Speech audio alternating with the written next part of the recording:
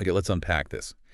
We're diving into a deceptively simple observation about how we move through the world, and it's captured perfectly by Gray Cook. We should enjoy movement, not endure it. Now, when you first hear that, it sounds like advice for, someone training for a marathon or Mm, lifting weights.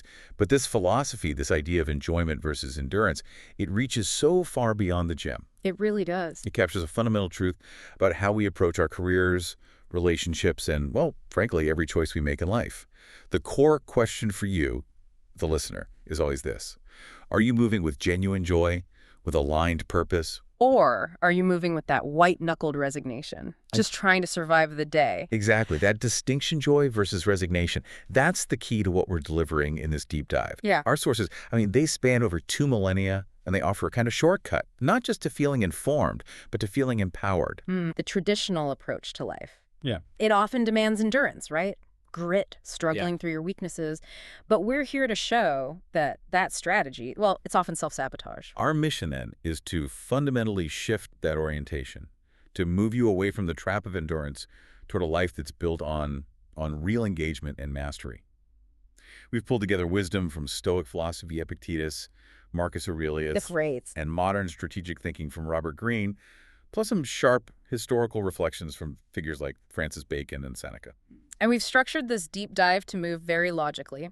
So first, we'll identify the historical trap of equating suffering with virtue. Then second, we'll outline the actual strategy of finding and leveraging your natural strengths. And finally, And finally, we will dive deep into the essential Stoic mindset, the circle of control that provides this immense, almost immediate liberation. You'll see exactly why beginning with small natural strengths is, in the end, the path of greatest power. okay, let's start right there then, with the tyranny of endurance. We've all been conditioned, sometimes very subtly, to believe that effort has to be painful to be virtuous. Yeah, that it has to hurt. It has to hurt.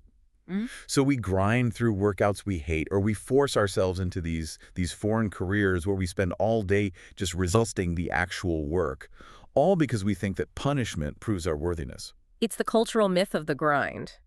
But endurance becomes a tyranny the moment it means ignoring your inherent nature. You find yourself moving in a direction that, takes you further and further from who you are supposed to be. And history is just littered with brilliant people who fell right into this trap. It certainly is. Take Francis Bacon, a towering intellect of the Renaissance. His philosophical breakthroughs essentially birthed the modern scientific method.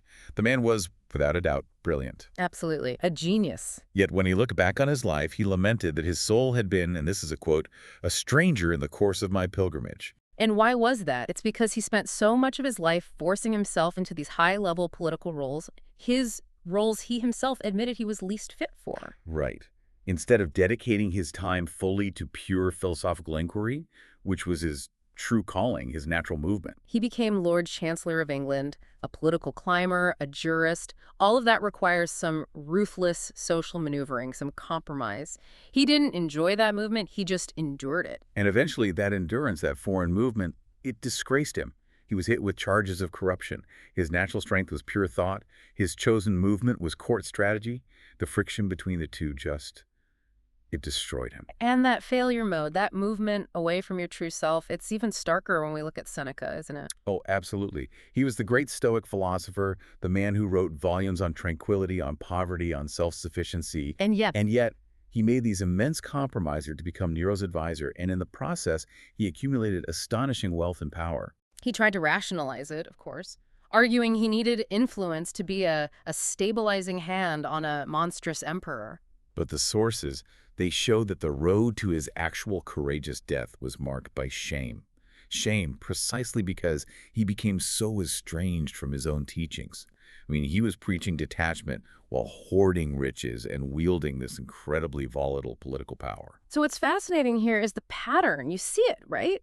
These men were forcing foreign movements. Mhm. They were strengthening your weaknesses, like political maneuvering or social climbing, while neglecting their inherent superior strengths, in their case, pure philosophy. Endurance becomes a debilitating trap when it's directed towards shoring up deficits that just aren't central to your nature. They were building a life on things they hated just because the world told them that role was important. So, okay, if the forced march of endurance is the trap, Hmm. and we've established that just grinding on your weaknesses is, well, path to disgrace, Hmm. What's the strategy to escape? That's where we shift. We shift into the strategic genius of Robert Greene, who offers this powerful alternative: master the small things. Which is so counterintuitive. Totally. The strategy is deceptively simple, but it is incredibly hard for the modern ego to accept. Because we're conditioned to think big, right? We're told to set these grand, future-oriented goals and, immediately confront our greatest fears and weaknesses. But Green says the exact opposite. He does. He insists you have to stop dreaming these grand plans and, crucially, stop focusing on weaknesses. You must redirect yourself immediately toward the small things you are naturally inclined toward. So just concentrate on becoming highly proficient at simple, immediate skills that already feel right in your hand. Exactly. This isn't about avoidance. It's about building a foundation. But wait a minute, doesn't focusing only on small things mean you never tackle the big, difficult problems, the ones that actually require grit and endurance? Doesn't the world demand a breadth of skill? That's a crucial challenge, and the paradox is the answer. This is not about taking the easy route. It is the route of greatest power.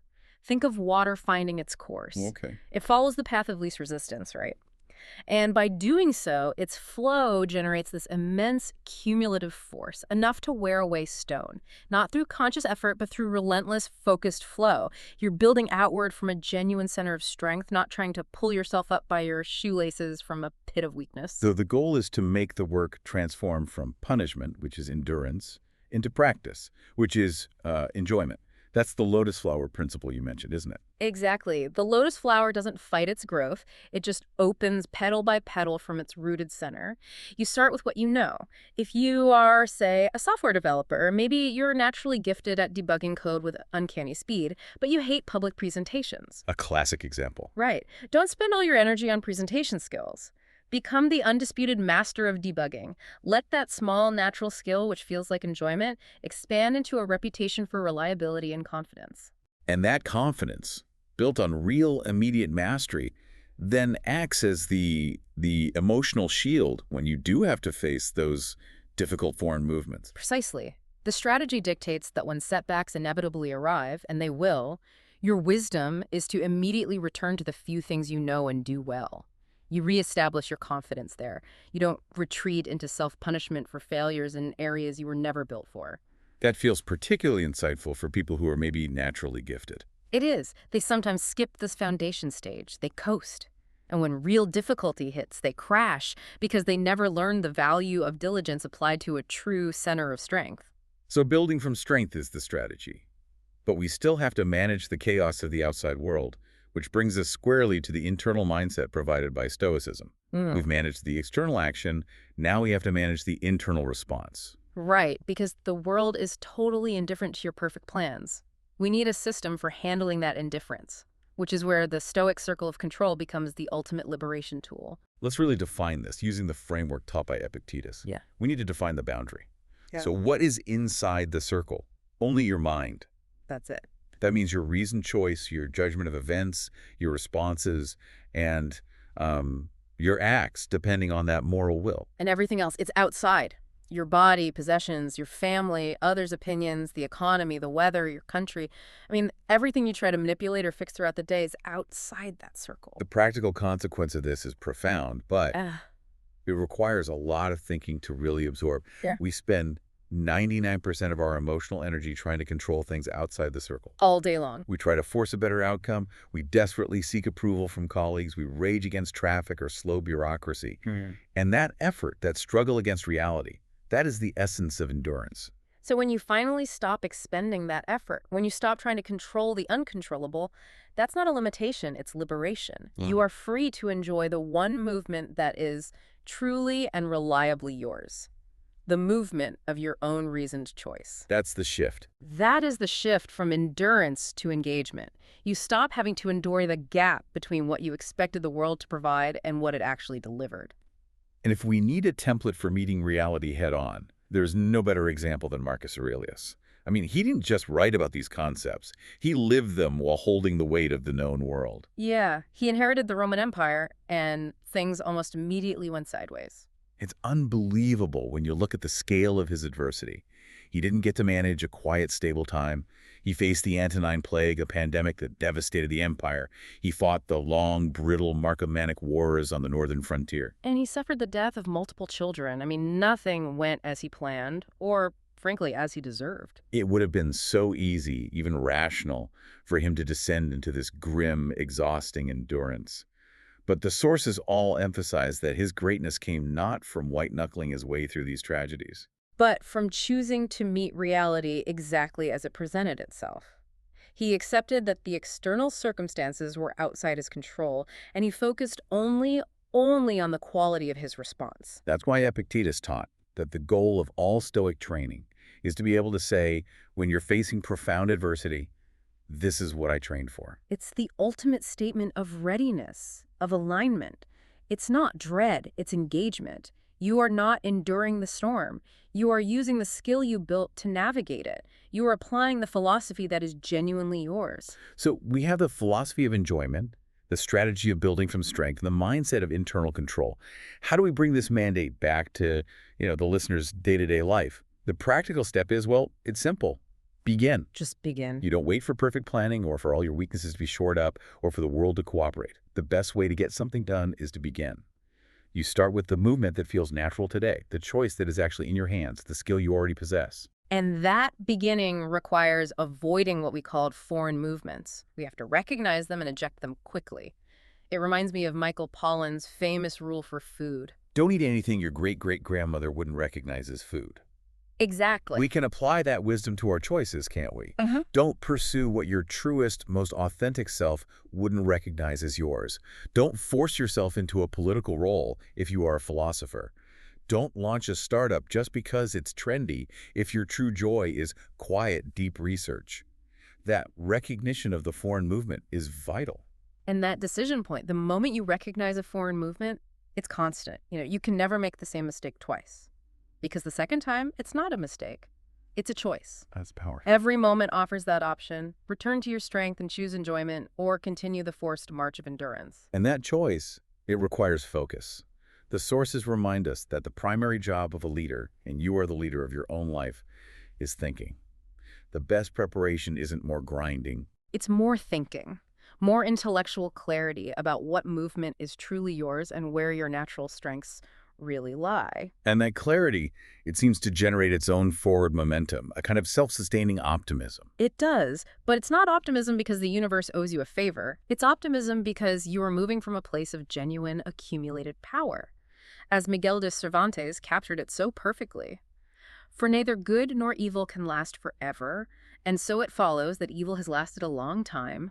Good must now be close at hand. Good is close at hand because you are learning to move differently. You're flowing instead of fighting. That's it. We started this deep dive with that simple, profound idea of enjoying movement. And we found that this extends to focusing on natural strengths.